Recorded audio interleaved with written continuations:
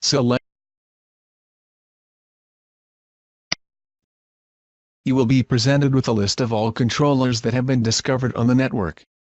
The information available will include the type, or model of the controller, the IP address that has been assigned either statically or via DHCP, depending on your initial setup of the device, the connection state, which shows if the device is connected to the gateway, and finally the administrative state, which shows if the device has been configured on the gateway, and if so, whether it is currently in service, or out of service.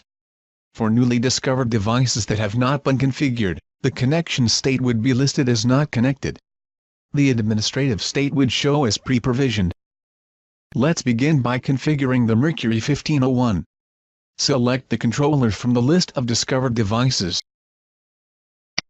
The configuration details for the selected controller will be available at the bottom of your screen. Most of the details will be filled in for you automatically. Note, some of the following parameters are unique to specific makes and models of controllers, and may not appear for all devices. It is good practice to give the controller a descriptive name that makes it easy to identify the type and location of that device. For example, First Floor MDF Mercury 1501. The name given to the controller must be unique throughout the system. The gateway name should match the gateway that you are currently configuring. The access controller type is a read-only field and will be auto-populated to show the type of controller you are configuring. For example, HID Edge, ASA Obloy VS1, or in this case, a Mercury 1501. The description field is an optional field that can be used to enter useful information that would be helpful to users of the system. For example, the physical location of the device. Use the baud rate drop-down box to select the data transfer rate, in bits per second, between the controller and the reader interface or I/O module. The default value is 38,400. All peripheral reader interfaces like the MR51E or input-output boards must be configured to use the same baud rate to operate correctly. The Attach to Gateway option is only available for Mercury controllers. This option must be checked in order to connect the Mercury controller to the gateway. Note, a controller can only be connected to one gateway. For this example, we are going to attach the 1501 to this gateway. You will see a notice indicating that the gateway is going to scan the attached devices to determine if there are any peripheral devices attached to the 1501. This scan can take up to 5 minutes to complete. Click Save to begin the scan. A progress bar will indicate the status of the scan. Once the scan is completed, the administrative state field will be available. Select from the drop-down list to change the admin state from pre-provision to in service. The IP address of the controller will be automatically populated for discovered devices and should not be changed in the gateway configuration. Any changes to the IP address should be made directly on the controller. The MAC address field is read-only and will be populated automatically for certain types of controllers. For example, the HID Edge and Edge Plus. The following fields that determine the behavior of doors that will be attached to a specific controller are populated with default values but can be changed to meet the requirements of your environment. The door held open timer determines the amount of time, in seconds, that a door can be held open until an alarm activates. Individual doors can be configured to override this default value set on the controller. The extended door held open timeout is used to extend the door held timer for card holders that have the ADA or American Disabilities Act box checked for their badge.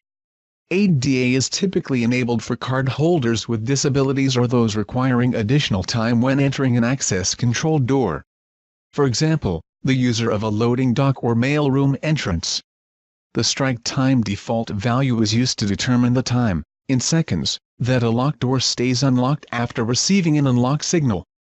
Individual doors can also be configured to override this default. The extended strike time, similar to the extended door held open timer, is used to provide additional time for card holders with ADA enabled or that require additional time for entering a particular door.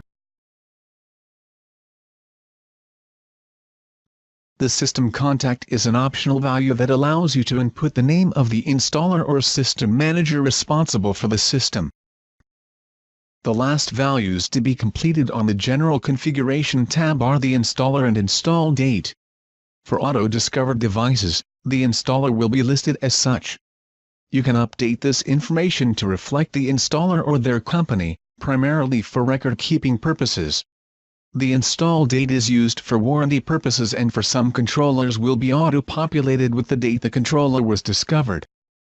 Once all of the information has been entered, click Save to complete the controller configuration and put it in service. The connection state for the chosen controller will change once the gateway has connected to the controller, and the admin state will indicate that the controller is now in service. Complete the same steps for all controllers in the system. For supported controllers that are not auto-discovered, you can add them manually by clicking Add. You will see the controller details just as you did with the auto-discovered controllers. However, you will need to complete several fields that you did not have to edit previously.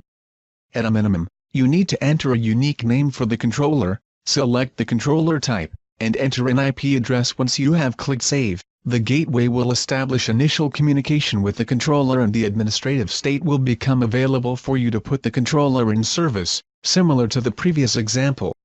The Diagnostics tab can be used to determine the following information about a given controller: the hardware version, the serial number, the firmware version, and the firmware release date. Note, not all information is available for all controllers. This is an example of how different controllers may have different fields for configuration. Unlike the Mercury panel we just configured, the HID Edge and Edge Plus readers have fields for username and password. These fields are required and must match the credentials configured on the controller.